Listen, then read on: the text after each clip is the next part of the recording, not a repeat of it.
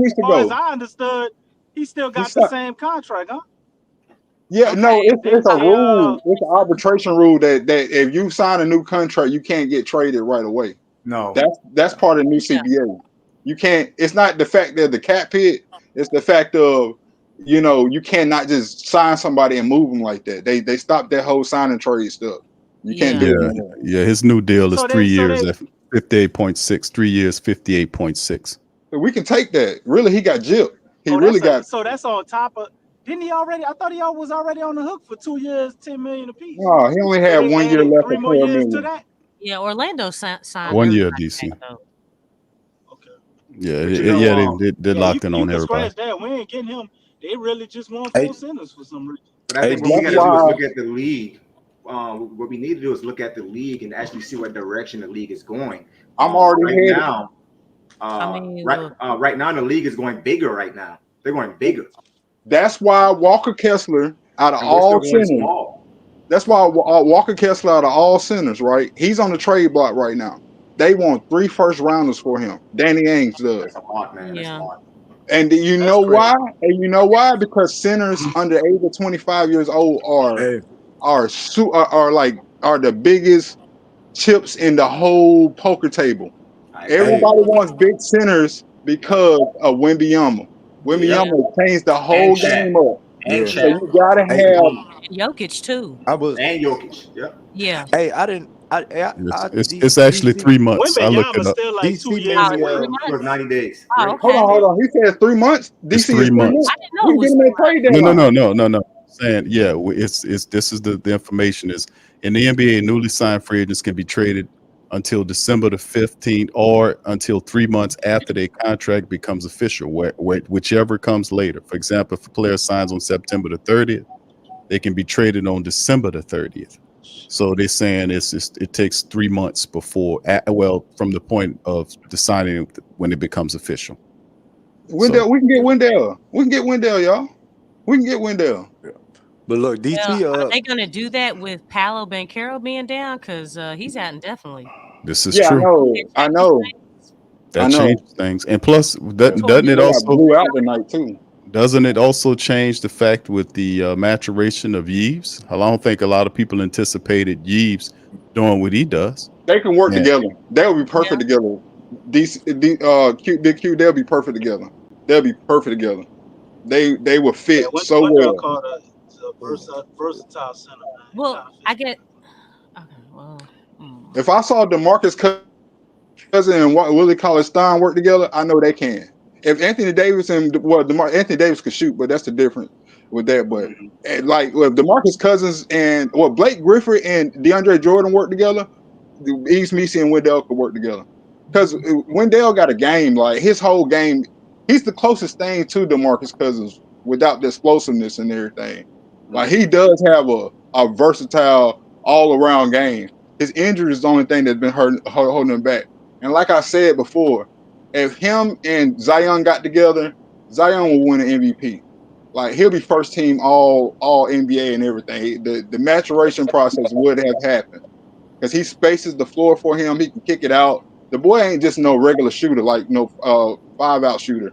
He knows how to shoot. Like he'll pump fake, then make the shot, all of that stuff. And he's physical under the goal. Like you cannot. He shuts down centers. He shuts down big men. You cannot go in there playing with him. He even gave Zion some problems before. Yeah. Well, I just don't like the small lineup play that we're playing right now. We gotta win. Like We got to. Yeah. We gotta play with that. I We gotta mean, play with it right just now. don't like ball it. doesn't always work, but I agree with you. We do need some size because We we do. haven't really faced major size right now. Yeah. We have Like not. it's not going to work anymore in the NBA. Everybody's going big now. It doesn't Yeah, and in work. the playoffs, it definitely isn't going to work because in No. last season's playoffs, whoever imposed their will in the paint, that's the team who won. Yeah. The Real exception talk. of maybe the Celtics. The Celtics had a balanced attack. Yeah, they did. They balanced defensively and offensively. So, yeah, like And then the Celtics guards and forwards are very physical. They very physical. yeah, Like yeah, JB they is are. physical, bro. He would take you all the way from the 3-point line too, in the goal, just posting you up. Like he's physical. Like Hey, what you call him? DC reminded me of something that that we had the Bucks pick. I forgot all Right. about that. And I We tell got you the what, Bucks and I tell you what. I hope they lose every game because how you think Cooper Flag will fit over here? You know, I hope they, What? I hope they Well, lose let me tell every you game. something. Cooper Flag is a huge fan of Zion. Yeah, when they will fit It's right top He four together. talks about protected though, Zion We bro. all can the go time. small ball for real. He love that dude. man, Cooper Flag 7 foot tall, bro. He's 7 foot. He block Yeah, shots too. that's what I'm saying. Yeah, We'll have a. and he So I can didn't know shoot that. very I well. hope Bucks lose. Hope Bucks lose every game. I'm gonna That, start rooting for we that. don't just have the Bucks pick. We got somebody else picks too. We got the Bucks and somebody. We got too much draft capital to be sitting No, around and not Yeah, having no weapons you can thank Griff for that. He wants to hang on to those picks. for no He hanging reason. on to them like they ain't gonna depreciate if he don't do nothing. Well, You know what I'm yeah. We'll probably be able to do something with it too if we want to. If the Bucks keep losing, so Q. Who else we Yeah. got? We got the Bucks and who else? Who else for first round we got this year? I'm gonna have to look it up, bro. Because Hold on, let me pull it up. one on from the Drew Holiday trade, and is it It's the a lot of Lakers? picks, man. Is Hold it the on. Lakers pick for Anthony Davis no, or another? we traded the we Lakers. lost Got that rid pick, of the right? Laker pick. We Okay, traded what the Yeah. about Lakers pick Chicago? for In the shoot, Atlanta. that's not Chicago. It's somebody else pick we got in the first round. That we got 2 first round draft picks this year. I think. Yeah, I think it's it's Porter. The Lakers. I don't think we got no more, but We got the no, you Lakers. got we got a second 20. round pick possibly with If this is The right, I Portland. don't know if this is Portland. right. I don't know if this is right. I thought we had the Lakers one because we didn't take the one no, last it is year. it is the Lakers because we gave him this one. It's the Lakers. We traded Yeah. the Lakers pick to Yeah. Atlanta for DeJounte. Huh? Okay. Yeah, Okay. I thought that was a second. That's the No, we stupidest didn't. trade ever. No. We gave away too much with DeJounte. Now No, love we didn't trade. DeJounte. No, Yeah, we they didn't. kept on adding No, on. Even I think JV got in the mix on that too. Oh my God, we gave away. I'm telling you, this is how Griff gonna have to trade. They don't respect him. People gonna They be don't. fleecing him. They're gonna be we only fleecing him for every move. Period. we didn't give up the Lakers pick for this year's draft away. For this next year's upcoming draft, we didn't get that one away. We still got that one. No, because they're that pick connect. He No, was I that believe. pick. I believe we still have that one. This man just said we can't trade CJ because of the moves that CJ made, the rules that he made. Yeah, This is man, true. that's crazy. This is true. He already What it say? knew what was up. That's why he did that jump. What did it say, Big Q? That's his retirement plan. 2025 Milwaukee pick protected 5 through 30th, and they got the 2025 pick, which is our own. 26 is one we swap. Wait, hold up. The Milwaukee pick is protected 5 Oh through my 30. Man, we got God. Jill. We got They Jill. gotta be a top Oh 4. my God. We got And we ain't got no Jill. pick with our pick. And everybody was saying that was a steal, but I was like, why Why are we we ain't still trade that shit? giving things to Atlanta for DeJounte?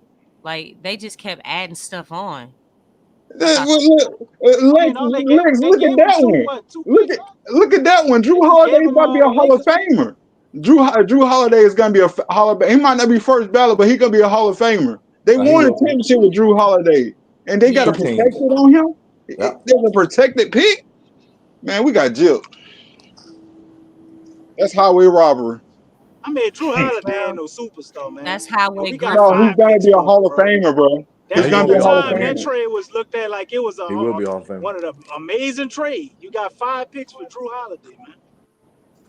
That's because everybody look at the Pelicans and say, oh, look what I would do if I had that player. Yeah, if you look at it, every player that's left, it's like look at the success. Not even players. You can look. Mike Malone, Finch, Demps, NAW, Drew Holiday, AD. They're doing well. The Pelicans are a feeder program. That's what's going on. Alvin A Gentry. farm.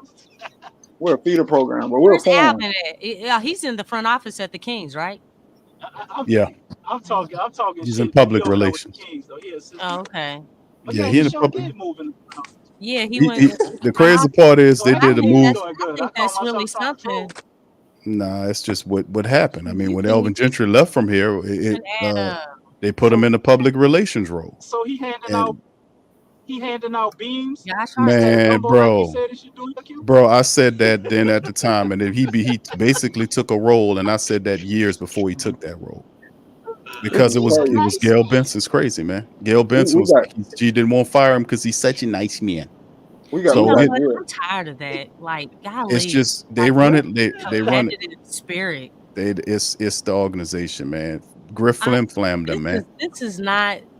But there listen, is no culture here. I yeah, don't but like that family culture, that so-called family culture.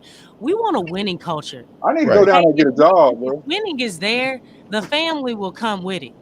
I need to go ahead and send my resume in and Do tell them it. I'm the best strength and conditioning coach or whatever, man. Well, hey, Bro, real talk, bro. Give me about 800,000 a year, and I'm hey, good I'll put a with good it. word in your real resume. Just make sure you're Real being a nice talk. human being when you tell them. You know what I'm saying? Shoot. These folks can be flu slammed and Jill. Boy, I bet you I'm not even gonna say. I was gonna say I bet you they Trump supporters, but no, I'm not going there. I'm not going there. Boy.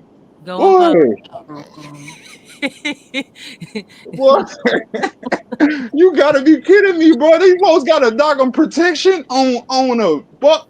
Are you serious? Did they know the Bucks was gonna fall apart by now? Shouldn't they know that?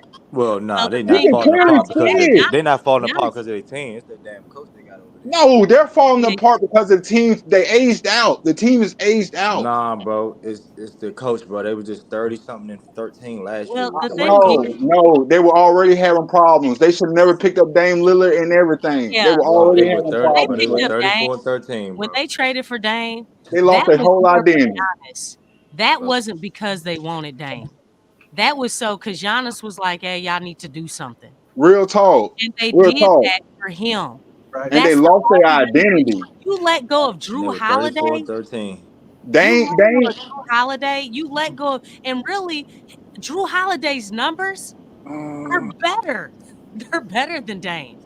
Dame is probably a better clutch, but as far as defensively, Drew Holiday is a better defensive player, and he hits more consistent threes. Man, look here. Yes, they Doc wanted Rivers, Dame. Doc Dame Rivers doing is what just like happened Willie for Green, Giannis. bro. That's their What problem. happened with Doc Rivers is them equivalent Nets, to man? Willie I think Green. he won out. I think Who? Dame won out of the Bucks. I think he ever Giannis wanted went to out. go there. Listen. This Giannis why does too. Giannis has already put in his bid, like shoe. this Like this I'm is why I prepared for foresee them to happening. risk me. This is what I foresee happening. This is my whole prediction about that whole thing. Giannis is one of my favorite players all time. I love Giannis. How far now? I speak the language and everything. Listen, this is why I think it's gonna happen. Giannis is gonna end up with Steph Curry somehow, some way. That's what's gonna He happen. been saying this. Yeah, He been saying that last 6-7 years, man. Hey, yeah, I don't know, he brother. wanted to play with Dame too. I don't That's think a lot of money to be moved around. I mean, talking about the Golden State don't care about that money. They done made so much money over the last 10 years. They don't care nothing about that luxury tax. They're gonna care about it with this new How you gonna rule they convince the got Bucks to pull coming up next that year. trade off? What can they But get? Miami's looking at him too. What would have to happen for them to pull that trade off? This is what would happen. The way Golden State is inflating all these people's stats. You got to think about Milwaukee, a small market team. They're gonna have to eat that. They're gonna have to take draft picks, and they're gonna have to take some lot of quality players. Like Kuminga would be a part of that trade. That boy, that went off on us the other night. Worley, whatever his name was. Worley or whatever. Lenny Waters, yeah. He'll be a part of that trade, and the Bucks will fall for that stuff. You know what I mean? I don't think so. I don't think I they don't- fall for that. I don't think Giannis I going mean, anywhere, though. you thinking about I think what Giannis gonna happened stay with with us the Bucks. with AD. Not everybody is But I stupid mean, as us, bro. trade Down pack- here, man. But the trade I package understand. Lakers Giannis gave is us I'm not with is that. a lot better And than that. neither are you, big It's kid. a lot The better than Carolina that. Panthers are. We got a diverse stupidity Giannis a better player. Well, Shit. y'all gotta look at it this. See, I gotta some of tell these you, GMs, some of these the GMs Pelicans.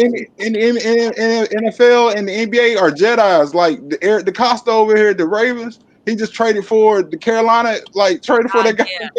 Like we got some people that are Jedi's. You gotta have Golden that. State, Yeah, but good, the Carolina trade was this is a team that realized they're not going nowhere and they're having a fire sale. They just got Dante Johnson there. He was one of their prize free agents. They realized they're not going anywhere. They get off his contract. Damn, So they sure yeah, did get him. No, Just no, no, no, no, no, no, no, no, no. No, they that's ate what the y'all got, right? contract. They ate the contract. No, They ate the they paying contract. the remaining money on this year, correct? Who Carolina is? Yeah, for this year, but that's just for the first year, the remaining year. They That's prorated it. The contract yeah. over with. The contract over with. He's a free agent next year. So it was a 1-year deal. It was a stupid 1-year deal. damn. Really? I Are you didn't know sure? that. I'm dead serious, bro. Thought it was Everybody more than talking that. about this. I know my Ravens too, bro. We even get the compensatory pick for it. We get God everything. damn. All we did was flip off one our fifth. We had three fifth rounders, and we gave them gave them a fifth, took their sixth, and got him, and they're paying the rest of his contract. It's crazy. That's not the first time the Ravens done that though. But Golden State be pulling stuff off like that too. They on that level. Yeah. Well, Yeah, they he ain't did good. miss. How old is Giannis? But I guess that was a good. Giannis be 30 years old this year. He's 29. He'll be Well, 30. Yeah, that's why he's 29. talking about he All right, so leaving. he's He's been talking about that more and more. so he's kind of like getting Because he past already his sees prime. what's going Yeah, on, but ain't nobody stealing. and they losing. Ain't nobody stealing more money than Doc Rivers. So that's what I gotta say. You know You what? talk, They need to That stop was their letting people like mistake go out. signing Doc Rivers, man. That was you Yeah, know, dumb. that Yeah, you was know what their their they mistake. mistake should DP, was? have kept exactly. Doc Griffin. Rivers, that was They stupid. should have kept Griffin. Dumb as hell. The You know what 36 our That I was mistake the other feel was? coach that they living had. off I don't his know why they LA got rid of him. championship. That's Hold on all one he at a living time. off of. Griffin, You, they Just should you, have like kept Griff is Bud. living off They of should have kept Bud, man. the only That man championship in son died. Cleveland with LeBron and stuff. yeah, they should have kept Bud. Stop. And to be honest with all their coaches, everybody else on their staff, head coach like Charles Lee over at Charlotte now, Ham and Griff was over there. Like that's crazy, bro. That's crazy. And we talking about a couple years ago before COVID. This was the it team. The Bucks were the it team, bro. 5 years ago, and we traded. That's 5 years ago, man. 5 years ago is a Yeah, long time but ago. Yeah, we it are is part of a long that 5 time. years. Yeah, we Understand? are. We are part of that 5 years. Understand that because we traded Drew Holiday to make that happen. Yep, We took Bledsoe that's and made true. that happen. You And know what? now, That was the really. bigger, Don't say that. Ugh. I mean, it worked because they got they got a chip out of it. They might not get Sure another did. one, but They they I mean, got a won't. chip the out Lakers of it. though, when sent AD about his way, he got a championship. I know it's a exactly, bubble chip, but a bubble chip is still a championship. So right, exactly. you know what I'm saying? And then that, but for that pick to be protected, it's a whole big slap in the face of our front office right now. We should have got 2 or 3 more picks off of that. Well, I mean, man, it is what it is right now, Get fam. Griffin with it. We got what we got right now. Yeah, Now we got we have to square up with what we got. I know, I And know. he's Can't go still back stuck to the in past. complacency. Well, I Right, mean, complacency. but Lex, that's what I'm saying. We know David Griffin's not strong. He's not imaginative like that. We understand what the Anthony Davis trade was. That was Magic Johnson's trade. He just took it minus Kyle Kuzma and another person that they had on there. Yeah. So And the DeJounte trade too. that was Rich Paul's idea. Yeah, that was Rich Paul's idea, and Griff gave him credit. He said Well, I that. got an heard him idea. play. I got an idea. Let's get CJ McCollum out of here for a dog on the next. Nobody know about center. How about that? This is what I'm thinking, fam. We could pull up the depth chart and look at it. Like right now, I don't see any trades happening right now. Nobody's gonna give up nothing. Nobody's giving up nothing. Not right now because of all the injuries Not you're right dealing with. now. I mean, it's early. It's still early, but when it gets close to the trade deadline, now I feel like really where the Pelicans are right now, I feel like it's kind of deja vu, like with JV, because JV went into the season, they didn't come up with no extension. Went all season, got to the trade deadline, they didn't do nothing. I feel like the same situation could possibly happen with Brandon or CJ, whoever. It's You know what I'm possible. saying? Because it's possible. happened with JV. And It's look, possible. I don't care nothing about that second pick. The Pelicans did not get nothing back for him. They let him walk. They let him walk. That second pick is nothing. But look, teams Yeah, but- aren't going to trade for Brandon Ingram because they don't have to now. Not even gonna get They that can wait second until pick, free man. agency to sign him. Well, there Who you want to go. trade for That's Williams? that's the issue that Pelicans going to be facing. But Well, we're not there in. is a cap hold on Brandon Ingram, so they're like, so even though Brandon Ingram won't sign back with the Pelicans, there's a cap hold on him, so you have to give up something just to get him. Sign and So trade.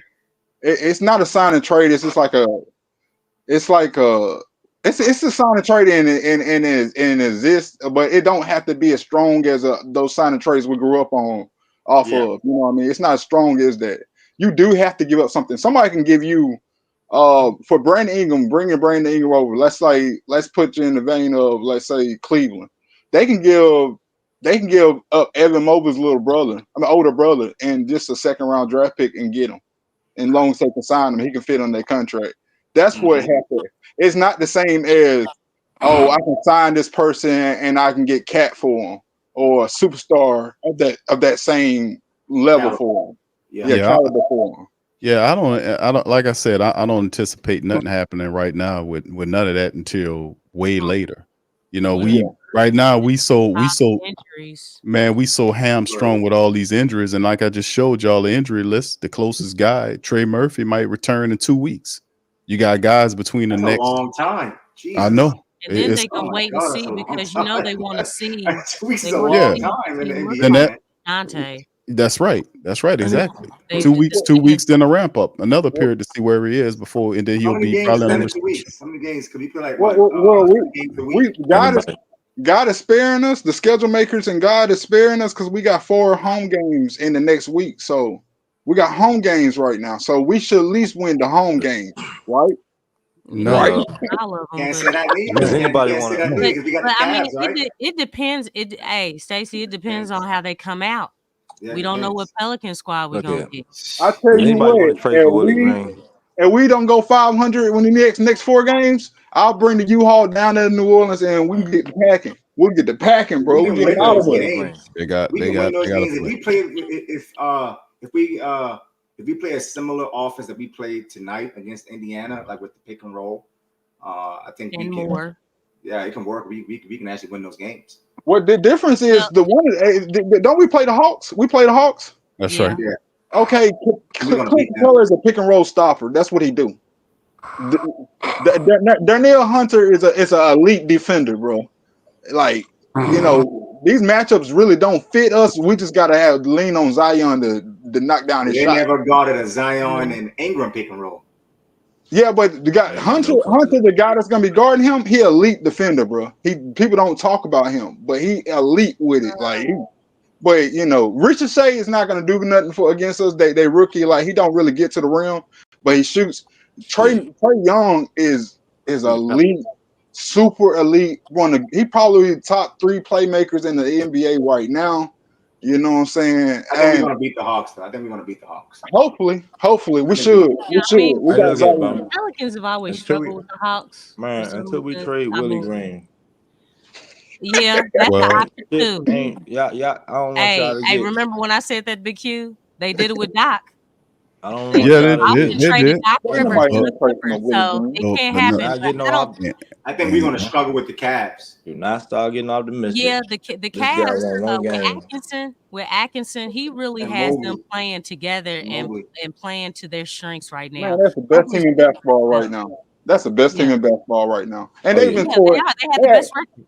Yeah, they've been torn with teams before now, like Evan Mobley and Evan Mobley, and y'all saw that list of the block list. You saw that both Yeah, Evan Mobley and Jared Allen are on the top 10 block Them list. big as hell. yeah, They Yeah, never played together like that. they got a They big don't. Twin Towers. yeah. They They are. They are like the Twin Towers. They they really have a good huge. squad. They just need to they deep, polish bro. up some I mean, things. what I will say, they are a great regular season team too, though. I mean, I think when the And they got playoffs those come, two guards in the perimeter. Well, Ideally, they dealt with 3 points. injuries in the playoffs too. So I mean, it's one of them things like you got to yeah, be going into the playoffs healthy. You got to be yeah, healthy in the a playoffs. I little mean, bit.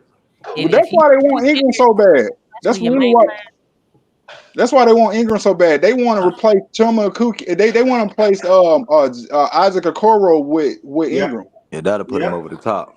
That'll put yeah. him Yeah, over but the the top, thing bro. is that Griff wants They can't. Man, they can't get Jared all that. Allen. That's too much money. They got that money.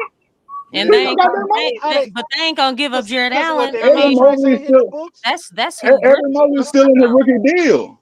Evan Yeah, Mobley yeah, still Evan yeah. Mobley, He's on a rookie deal. didn't he sign a Well, they max ain't giving deal? up Mobley though. but Evan Mobley, he signed a max, but his deal don't hit for the next 2 years. Correct. He's still in So his they go, rookie. so we gonna give them Brandon Ingram, We're so not they can giving go them make a run nothing. at a championship We're I not mean, they giving in the, them they in the nothing. East though, and get DC. nothing back. We're That's not what you giving them gonna do. nothing. We're not giving them nothing. They in No. the East. They might go after him in the offseason.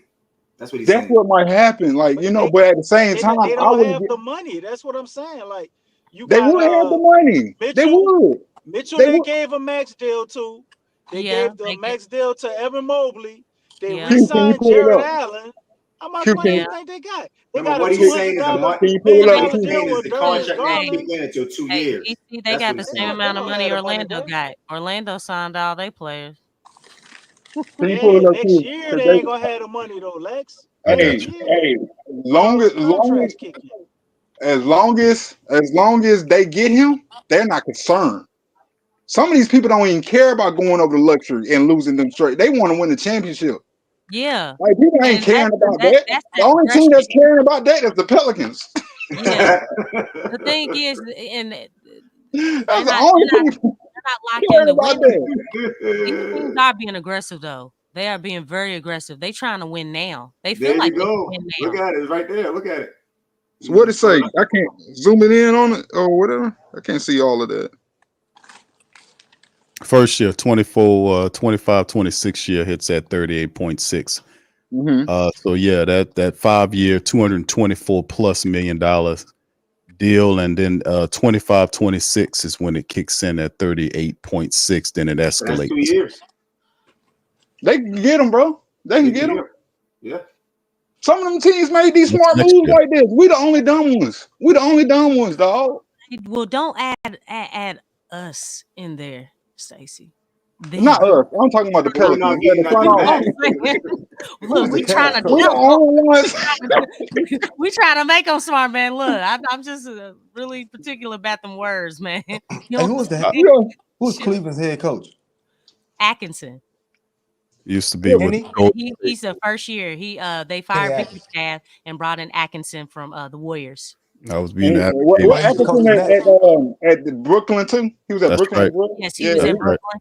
And Yeah. he was actually when they didn't have any stars or anything. They were winning with him. Yeah. Yeah, Yeah. they were winning with He's a him. good coach. He got a Yeah, real good system, man. A defensive system. yes, Like real because talk. D'Lo was on that team. Jared Allen.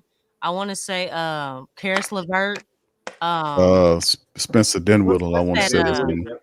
This is when Yes, this Dinwiddie this is was on when they that. This is lost before they Kyrie got this is and before they got this is before they made the trade for Kevin Durant, right? yeah, before they got Yeah, Kevin that's Durant before Kevin Durant, and Steve Kyrie Irving, Nash and came James Harden. in. Yeah. Yep, so did. And they brought in Steve Nash, knowing it They had lost that a good point coach guard who over played Steve for the Nash. Lakers now over there. That was the All-Star. What's his name, man? Oh, The brother that Dennis the Schroeder. Lakers D'Lo, drafted that they traded to D'Angelo Russell. D'Angelo Russell. D'Angelo Russell. Oh, Yeah, okay. He went to the damn All-Star game with that team. Yeah, he did. Yeah, they were nice. And I forget that shooter's name, man. They kept him the longest. Oh, by the way, with that being said, because he got Karis LeVert at the Cleveland right now, and Yeah. Karis LeVert is the most efficient player in the NBA right now as far as shooting. His shooting percentage is That's probably crazy. Yeah, this and he comes out the crazy. Karis LeVert and Trey Mann are in the 6-man conversations in week 1, bro. They is bucking. It's Trey crazy how Man looking good. like I mean, Trey Man the got his whole Allen team is Iverson playing game well going Coaching on right right now, now. matters. though. Yep, coaching does matter. Speak Yeah, that, coaching DC. matters, bro. Yes, sir. Well, coaching That's why we only got matters if work the on his players trade. buy in. Well, Huh? I said coaching matters if the players buy in. Man, we Uh, ain't that's bought yeah. in. not all. If We you're had a a good 4 year. coach, Well, you we had Yeah, usually 4 get years the to try players to to buy buy in. in. What are the Exactly. good because coaches you that have players to. That's don't what I'm buy saying. into? That's what I'm saying. No, listen, like, because we ain't buying in at this point. We tuning out. It's Yeah. time to Yeah, tune We out. are. Then That 4 we yeah. years. are. I can tell. Just go out there and hoop, and that's That's what what it happened seems like tonight. They sometimes. went out. That Warriors So game, man. Shit, those I players think, gave up. I Stop it. think, I think out of all things I heard Willie Green's conversation, presser tonight, and I heard him speak on things about watching tape.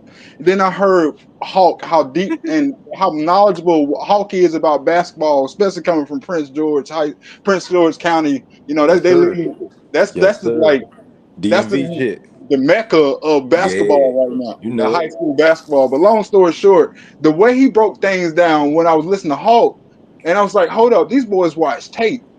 They finally sat down and watched tape. Why did it take game 5 to watch tape? Why? Because What happened this whole summer?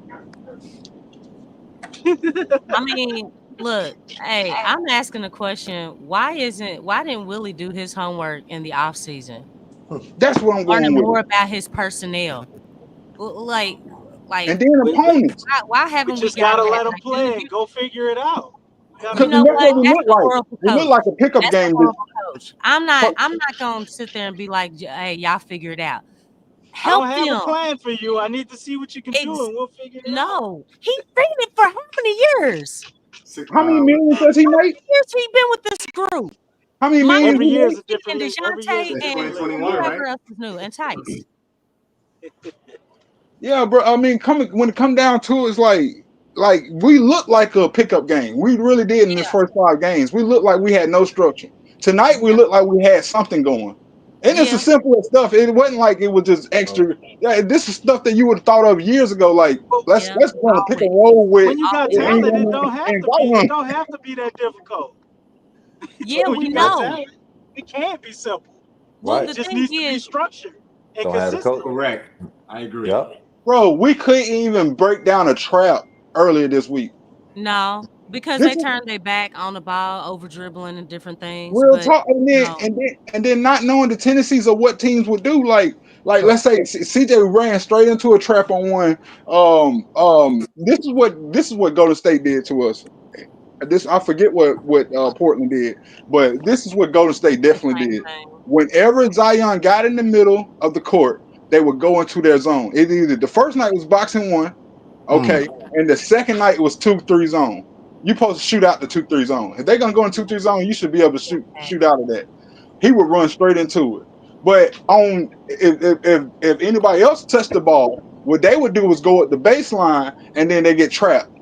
We should have just swapped it. It's as simple Low as just basketball swapping. IQ, Well, man. Low basketball another IQ. thing, The guard need to come up the middle and let Zion come up the side if he has the ball.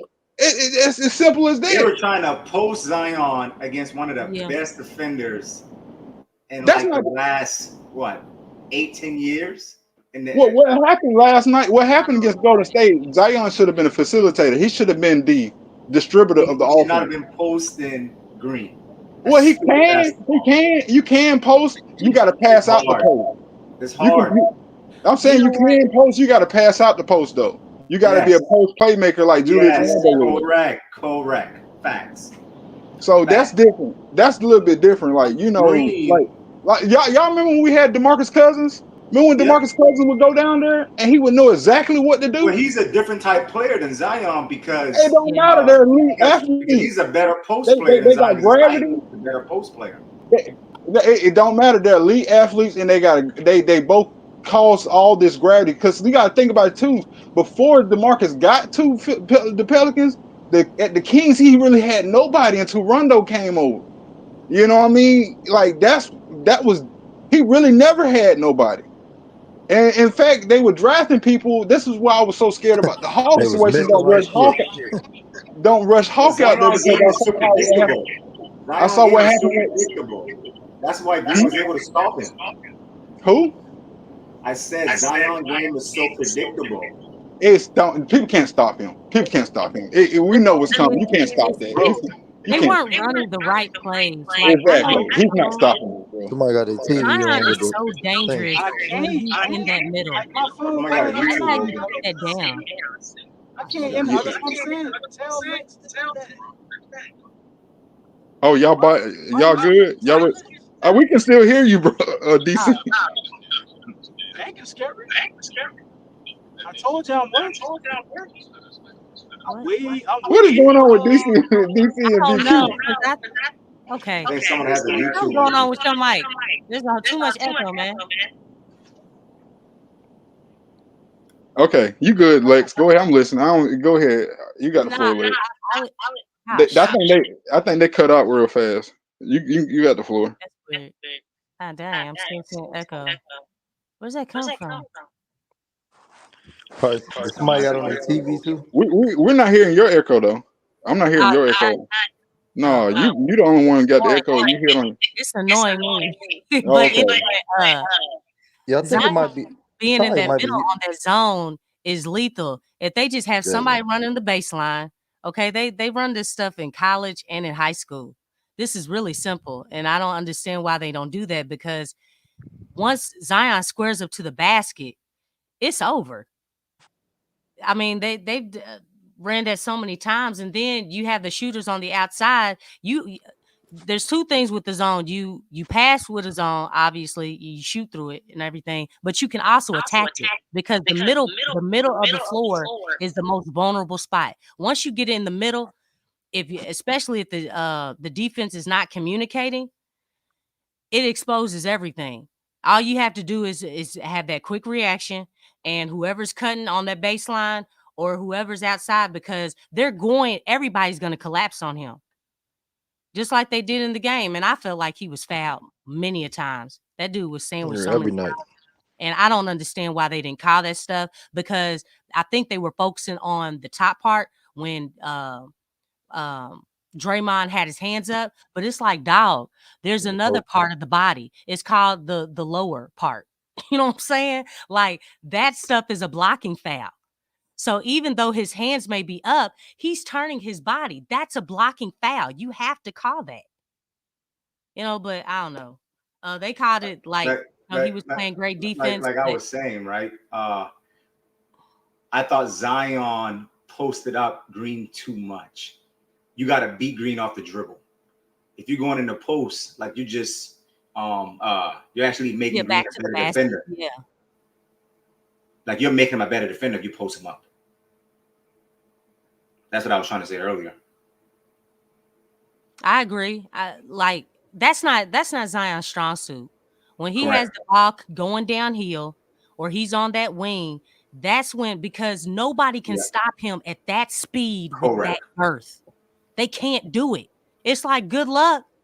And if they take a charge, I'm like, yeah, you gonna have to go to the bench to take a break.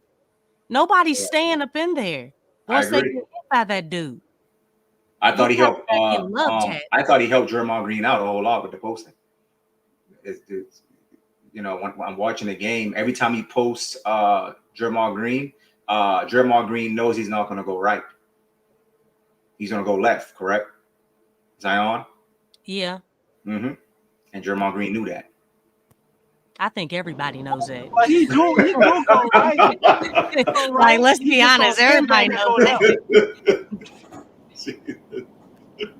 That's true. Oh, goodness gracious.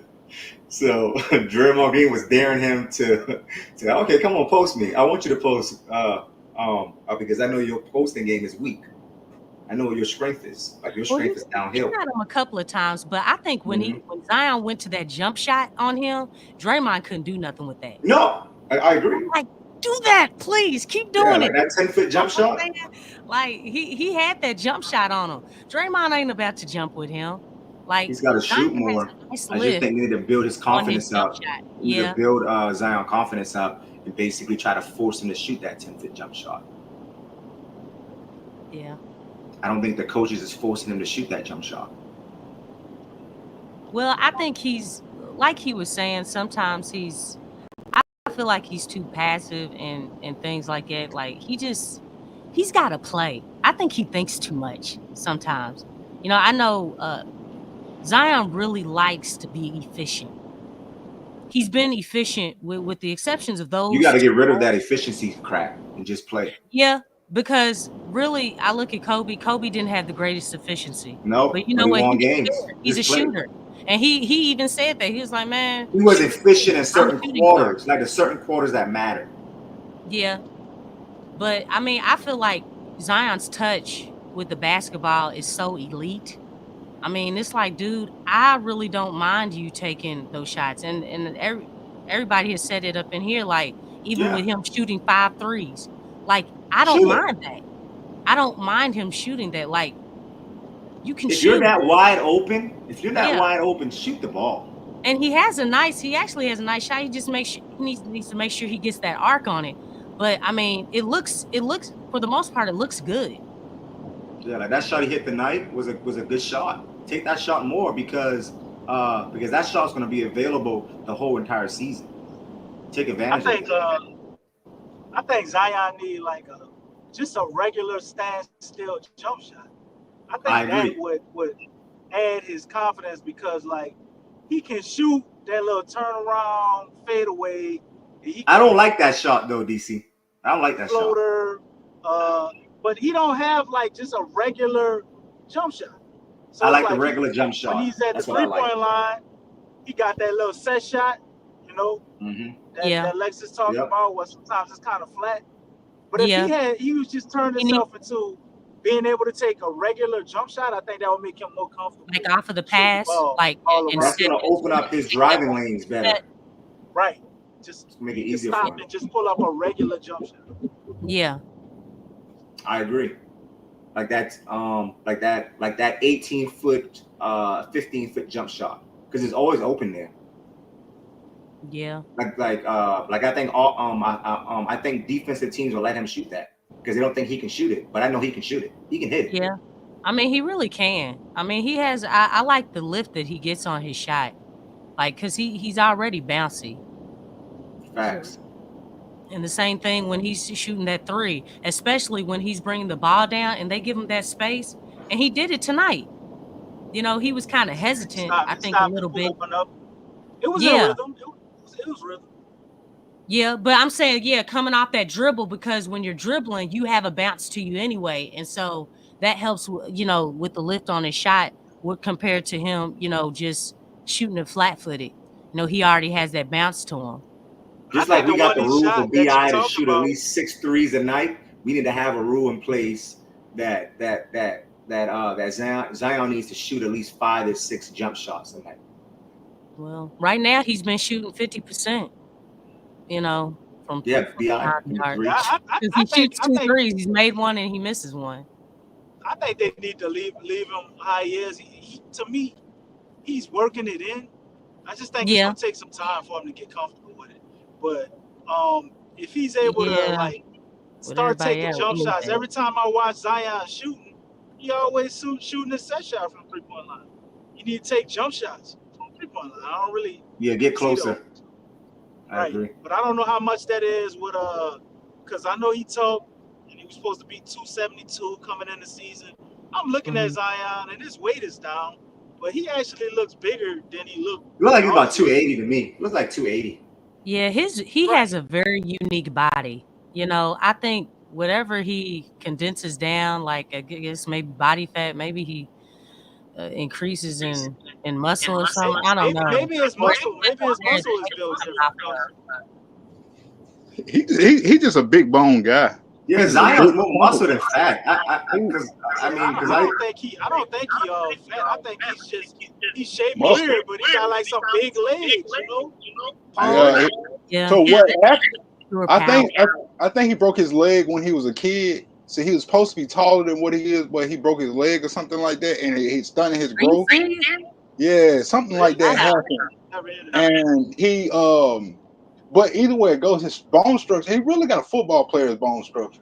His bone structure like for a defensive tackle or something like that. Like them shoulders are huge. Grace, man, around that basket is just And do crazy. y'all see how long his arms are and everything? And the way he walked way different. Like he walked like he's from a whole different planet and everything. You know what I mean?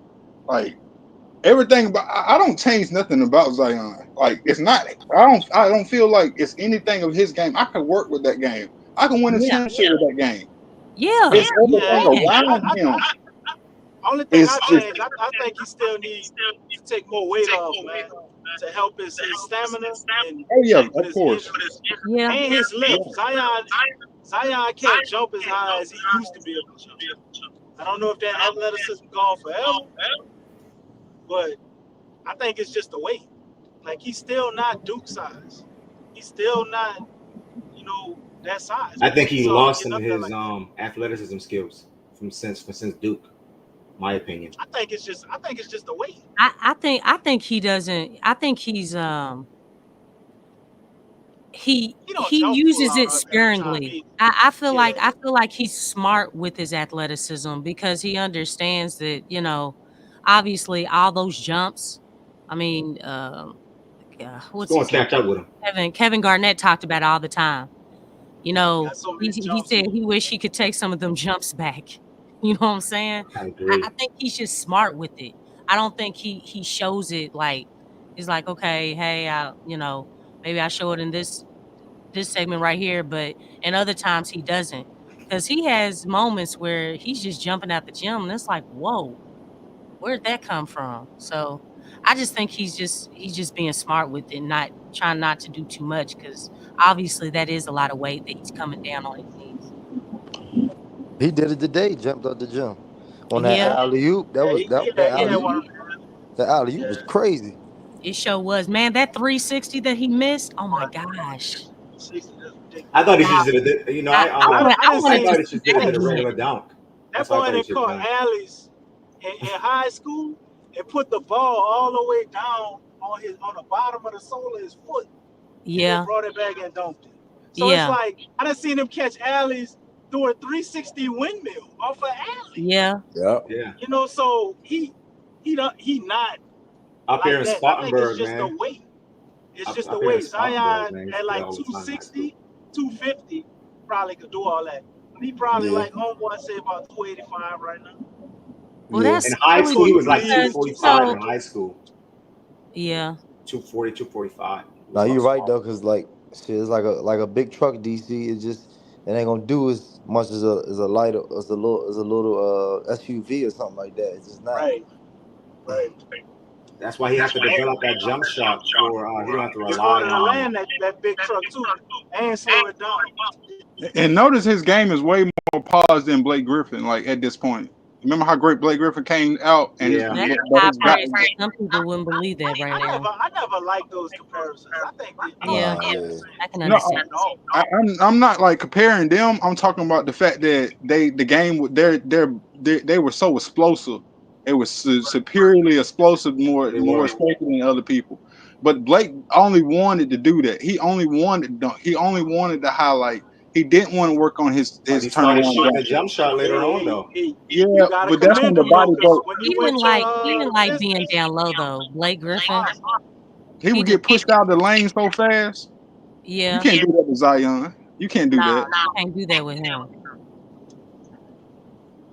I mean, it's just it's a lot to work with, and I'm at a point where what I saw tonight, I feel like that need to be our rotation, except for Jeremiah Robinson Earl, who I probably would rank as the last ranked player in the whole NBA. Like I think every player in the NBA is better than him. At this point. Well, hey, wait, I hate to break it to you, but when you go watch the post game speech in the locker room with Willie, he gave Hawk a shout out. He gave Brandon Boston a shout out. Julian Robinson Earl got a shout out too. I see y'all working, and I love what y'all doing. So you gonna keep seeing them minutes, brother. Well, especially Boston. I like what I saw from Boston on tonight. That was really I like the chemistry that him and Zion had. That was really nice. I think he could be our backup three. What did they see that I didn't see out of Jeremiah Robinson Earl? What is he doing? He's running the floor. Yeah, he do run the floor. And he like a crash out on defense. He ain't never seen a play where he gonna quit on. I gotta give him that. Even if he in bad position, he's still going for it. But Javonte Green give you all of that and some. Yeah, but he a little taller. Yeah. That dude like 6'3". He play like he a power forward or something. He used to play power forward. He played power forward for the Bulls for the longest. Football. Yeah, he did. Play football too.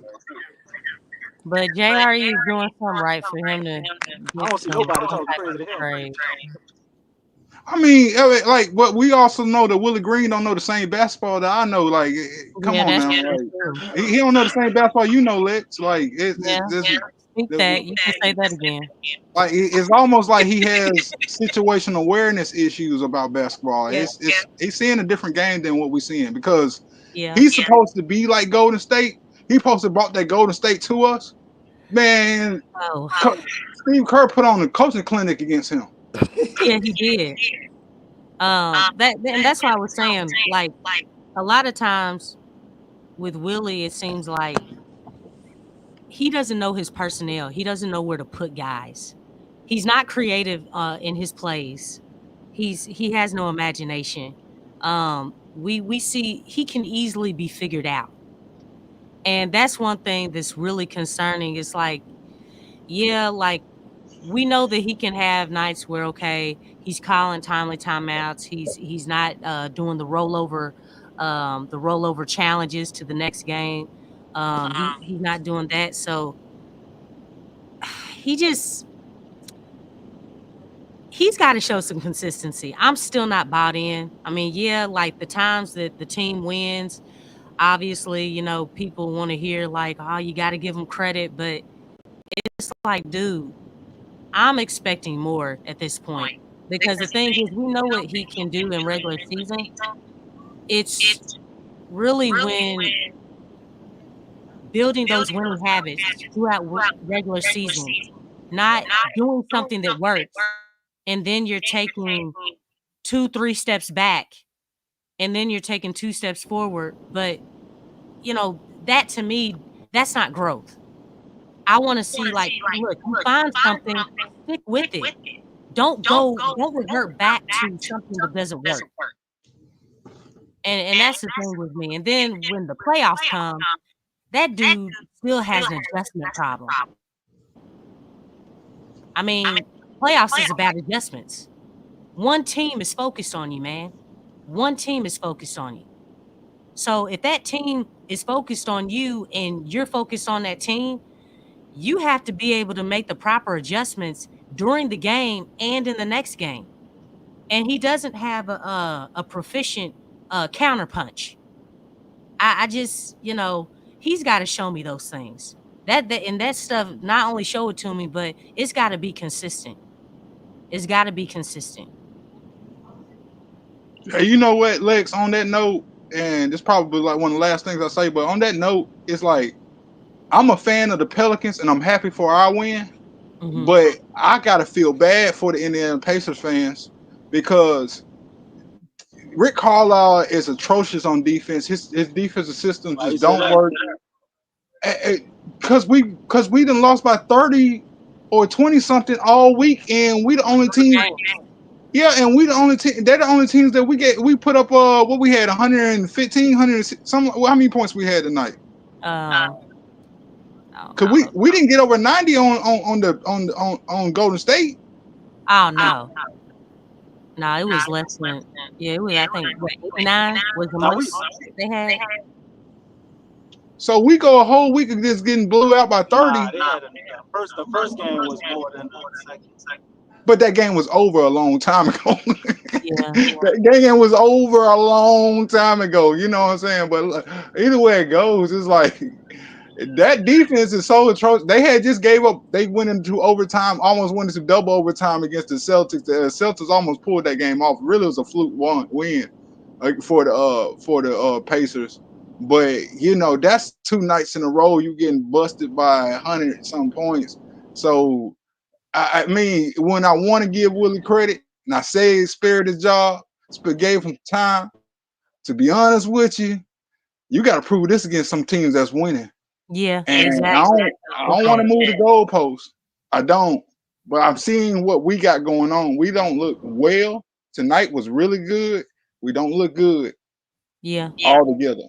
Because we didn't have major defense played on us on tonight. So, I mean, the energy, I think the energy was solid. Now, when it was 11-2 in the first quarter and the timeout was called, like that part right there, that looked a whole lot like Golden State. I was like, okay, well, you know what I'm saying? I'm like, I'm seeing some similar vibes that were at the Warriors, but you know, they called the timeout. They came out, gave Zion had that big dunk, and the energy was contagious after that. Third quarter, they started the same way as well. And then they started to pick it up towards the end.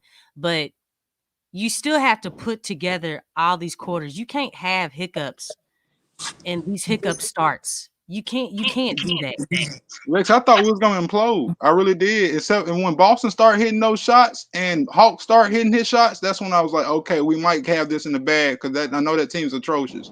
To be honest with you, too, to close out that game, Halliburton made some real dummy plays. He didn't do what he was supposed to do. You know what I mean? He didn't run the offense. He just wanted to shoot and get it over with like that. And he rushed it, and that saved us. But in the third quarter, when Boston started hitting and the fourth quarter came the fourth quarter, that really that calmed my nerves because I really thought, and to hear Zion turn around and say it too, like, yeah, we blow leads. We done that all last year. Yeah. So it's like, oh, he bought himself some time, man. Willie Green bought himself some time, but at the same time, I'm expecting a lot more out of us.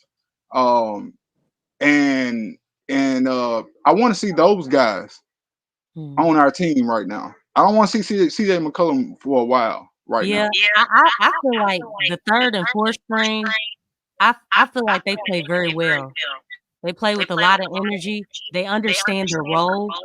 They play it very well, and you know, it's good chemistry, good synergy out there. It's the identity of what Zion needs around him. Yeah, you can see that watching the game. You like shooters. I don't understand why they won't really, because I don't feel like they've fully committed to building around Zion. I feel like they're more so building around Willie Green's system. Preach. It's not, and there's a clash there because it's like, dude, you don't have all the pieces to fit your system. And then the thing is, you're not using the players to the max because you're so busy trying to fit them into the system instead of adjusting your system to the players. Exactly. Like Lex, you're a Ravens fan, right? So when the last time you seen us in the I formation, like with the fullback in the backfield? Like we haven't done that in so long, but we get Derrick Henry, and it's what fits him well.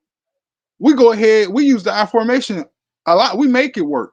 You know what I mean? We don't got to be in the shotgun or anything like that. We ain't got to be in the pistol shotgun. We're gonna make what works for Derrick Henry work.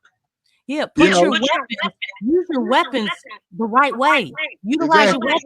If you have to call an audible on your system, then you do that, Willie. Exactly. You do that. Like you are not the Warriors. And I'm glad Zion he was just telling the reporters that, but Griffin, Bryson Graham, and Willie were talking about how they're modeling their game after the Warriors. It don't make any sense. Came out, I think it might have been on Media Day, maybe the interview after that or something. But he was like, man, we should not be mentioning the Warriors and the Pelicans in the same breath. It don't make any sense. They have Steph Curry. They have Steph Curry, the greatest shooter of all time. And there's no Steph Curry on this team. I know. And there's not another Steph Curry in the world, right? They have Steph Curry, the greatest shooter of all time. And they had Clay around him and everything, another great shooter. We have a Zion. We have a power force. Yeah. And we need to model our team after a power force. We can model our team after Charles Barkley. We can model our team after Shaq. We can model our team after Giannis Antetokounmpo. We can model our team after all those players that run to that rim better than anybody ever ran to the rim. You can choose any one of them guys. You cannot choose Golden State. Golden State is the last team we be thinking of. And really, I feel like, dude, you all don't need to be looking at the Warriors. Y'all need to be looking more at Boston because Boston is more balanced in every position. Every way. When you look at length, you know, strength, defensively, offensively, all of them are two-way players. Mm-hmm. All of them can shoot from the three. Mm-hmm. That's true positionless right there. I'm gonna tell you something. Watching Boston, I watched their Hornets game tonight. It was really good. They had a classic tonight. It just ended bad because the Hornets didn't know how to finish. They're young. It was a classic. I mean, I'm talking about they had put up 70 points, and both teams put up 70 points in one half. And I'm telling you, they played defense. Defense was getting played. People just shooting on top of each other. But I'm gonna tell you, they got 3 players that nobody even thinking about on their team that's not even household names. Pritchard, the white point guard, Cornette, the white center, and the light-skinned Hauser. Hauser, another white guy. So they got 4 players. I'm thinking of the light-skinned dude that has no eyebrows. Yeah, they got they so balanced. They can do what they want to do to teams. And I mean, if their role players look like it's not going well, guess what? Tatum or Brown gonna take turns on you, beating you up. Yeah, they something else. It's crazy how good they are. The Pacers loss was a fluke loss. I have a friend they that's come back 24 down, right? Oh yeah, they came back on it. This Boston came back on them the other night. Yep, sure did. That's what Cleveland is doing. Cleveland is building to beat the Celtics. That's why they winning right now. They building let's get ahead of them on records. Let's win games getting ahead of them, and then when we play against them, we're gonna have a different system that they don't know how to stop or they can't hang with. That's what Cleveland's doing.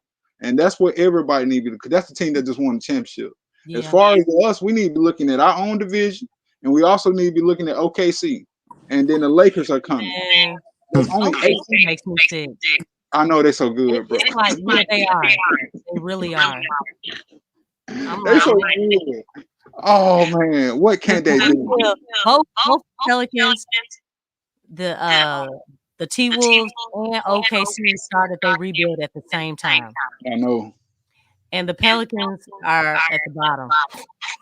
I know. Compared I to know. both of them. Now, And then that's only 10 spots. That's only 10 spots. We shouldn't be a play-in team in the first place. That's first and foremost. We shouldn't be that. We got Zion. We shouldn't be a play-in team.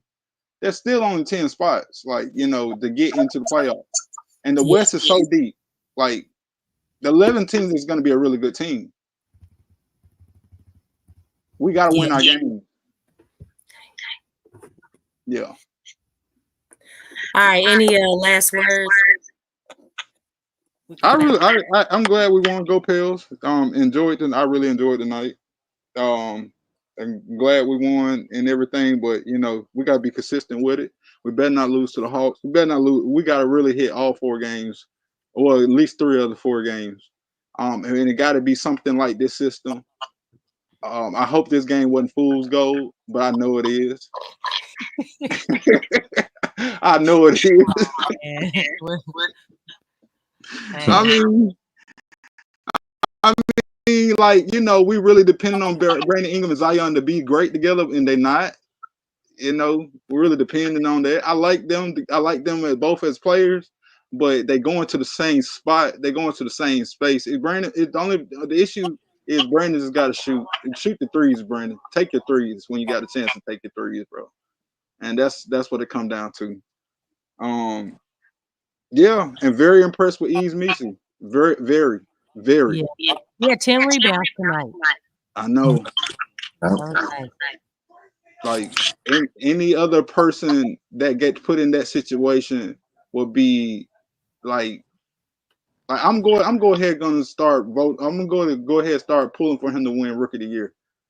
I really am, because somebody told me pretty much basic. Yeah, somebody told me in the chat that he was number 2 in efficiency behind Alexander Czar right now in total rookie, which is amazing. Yeah. Yeah, so I mean, this is a bad draft, so it's really wide open. Nah, it is a bad draft. I think it averaged out. I think it averaged out. What it is people don't know the players that came out of this draft, because the 4 of the top 30 players are from overseas, and that's why people don't know what's going on, because when you think about yeah, so that's what it come down. Well, not even 4, it's like 7 of them, because we got 4 French players, and then you got the other guys is from Italy and other places and stuff like that. That's what it comes down to. And we playing their game now. We're playing their game. So we'll see how that turns out. I know there's a superstar coming out of this draft, and I think Eves is in that conversation. The way he's been playing. Yeah, man. But I wouldn't have did this to him. The last thing I say about I would not have did this to him. I would not have put him in this situation. It's just too early. You're throwing a lot on his plate early. And he being a man. Pelicans are desperate. I know. So I mean, really is. And he being a man and taking it. He being a man and being a great team player and taking it. He got a place in my heart after this. How he been playing so far. And it's still a problem. Like offensively, he just don't know. He just don't know. Because we didn't give him the situation. Picking this stuff up fast. Real talk, he picking it up. Yeah. That's the last thing I say. Did you want to have a last? Man, this simply man, shout out to Yeezy Misi. I've been, I already kind of knew he was going to be something, you know what I'm saying? At least you can see how a player carries himself and stuff like that about, whether they're going to be something or even more than that, by how they carry themselves and things like that, putting work in. So shout out to him, man. He been doing good. Shout out to Jordan Hawkins. Y'all heard me on the preseason call we had, and I was going off about him because I'm gonna keep saying that he's not your typical shooter. He's more than that, man. Like y'all said, PG County, whoever said that on here, Prince George's County, you know what I'm saying? Nearby DC, where I'm from, my hometown, DMV, we produce ballers. We produce dogs. We ain't going for shit. We gonna get something. We gonna go get it. And that's how we carry it. And you see Hawk, he gonna go get it. So shout out to Hawk, man. And shout out to Brandon Boston Jr., a guy I seen high school. I seen Kentucky, Kentucky is like LSU, shit. How LSU is with the receivers. It's like, man, go get one of those guys because they're gonna do something. You know what I'm saying? So well, I don't know if that's gonna be the same, Don. Because well, I know Cardinal. But nah, that might change. Yeah. But now he was there during Calipari time, but I feel that. Yeah, I know. But yeah, like so yeah, man, I really like him. He's a hooper, man, versatile, can do everything on the court. I mean, like you said, Lex got great size, length, so he can do everything. So a great asset to have on the team. As much as I want us to win, I want Willie fired as much. And those two things really don't go together. And that's why I really didn't even feel good about today's win, because it's like, hey, man, we won. That's dope. That's what it's about. But damn, like this ain't helping. The perception already out. You ain't alone. You're not alone, bro. Yeah, but like, and then it's already he's not the future of this. Yeah, and it already don't the promised land. Yeah, and it already don't help that they already got his, his year by year records of improvement and stuff like that. And so each win he gets, they can just point to that, I guess, And but we see, the real fans see what's going on, man. So, it's just a weird situation, man. And I'm hoping, man, I still want him fired. Good brother. I wish him well in life and things like that. But man, this life is about being successful at what you do. And maybe this is just not his path. You know what I'm saying? As far as being something that he's going to be successful in. You know what I'm saying? Maybe this was just along his journey to realize what his calling will be. Maybe a pastor or, a mock boy or, whatever, however he can feed his family. But I was gonna say an assistant coach. But yeah, something, man. But this is not it, man. Yeah, man. This is the professionals, man. We need elite shit, man. And then we have the talent here, man. And you have to you have to be able to maximize your talent. Why is it, man? You don't get this. You know what I'm saying? We have a generational guy. Every team don't get a Small window generational with guy. Zion. You know, yeah. Every team don't get a generational guy like that, man. So we gotta take advantage of that. And yeah, man. I was about to say one more thing. Um,